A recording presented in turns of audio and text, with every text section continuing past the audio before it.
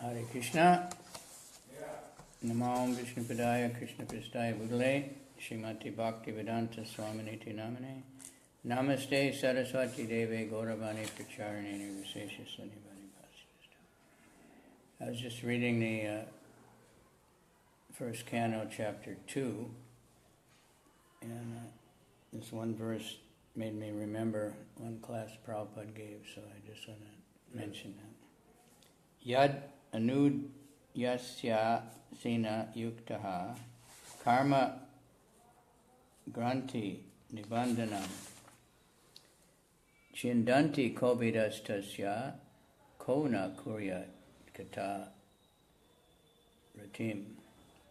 With sword in hand, intelligent men cut through the binding knots of reactionary work, karma, by remembering the personality of Godhead. Therefore, who will not pay attention to his message? Purport.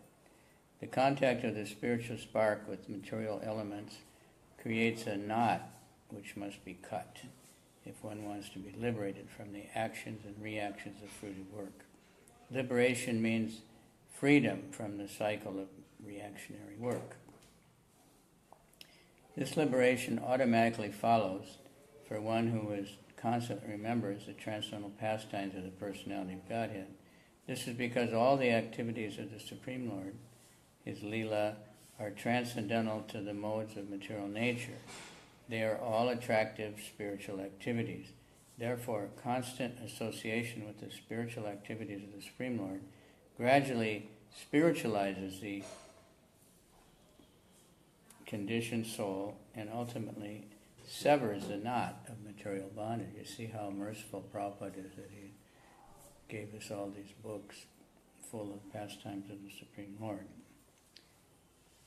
And they're unlimited and relishable and expanding all the time. So even when we're reading the same pastime, it's always expanding, always fresh. Liberation from material bondage is therefore a byproduct of devotional service. Byproduct. It just comes automatically. Devotees don't worry about liberation. Only want service. This is what we hope we will pray for.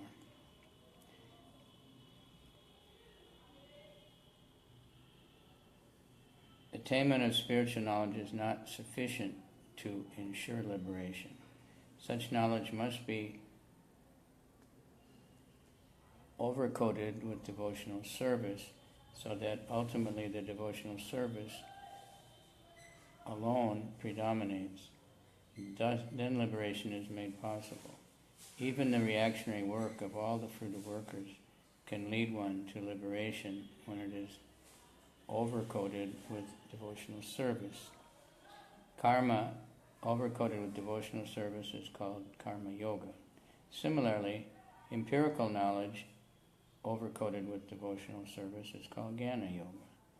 But pure bhakti yoga is independent of such karma and jnana because it alone can not only endow one with liberation from material conditioned life, but also award one the transcendental loving service of the Lord. This is service. We're praying for service, hopefully. Hare Krishna, Krishna Krishna, Hare Hare, Hare Rama, Rama Rama, Hare Hare. Therefore, any sensible man who is above the average man with a poor fund of knowledge must constantly remember the personality of Godhead by hearing about him, by glorifying him, by remembering him, and by worshiping him always, without cessation. Manvana bhava mad bhakto madhyaji mam namaskaru.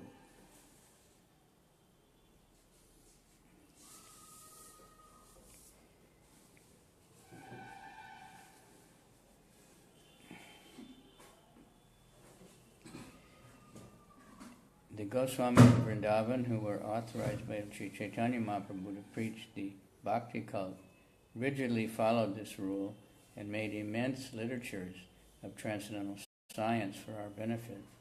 They have chalked out ways for all classes of men in terms of the different caste and orders of life in pursuance of the teachings of Srimad Bhagavatam and similarly other authoritative scriptures. And Srila Prabhupada is, you could say, condensed, all the writings of the Goswamis into his purports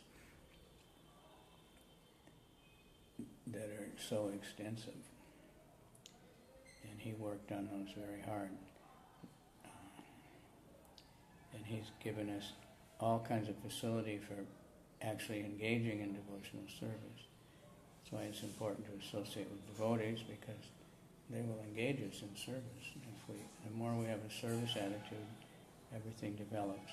So anyway, what I remembered was, sword in hand, intelligent men cut through the binding knot of reactionary work, karma, by remembering the Supreme Personality of Godhead. Therefore, who will not pay attention to his message?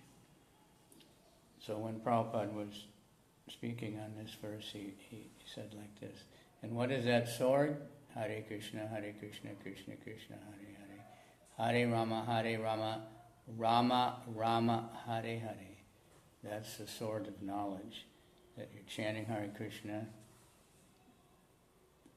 That's service to the Lord, service to the Guru, because that's what he's asking us to do. That's Prabhupada's, only request for action.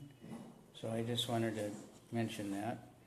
I think I used to read this chapter over and over again, and now I'm going to do that because I have a lot of time on my hands.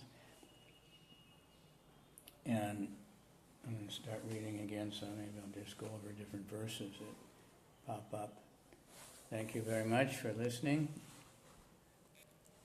We'll be back later with Caitanya Caritamrita around 4:30 or something.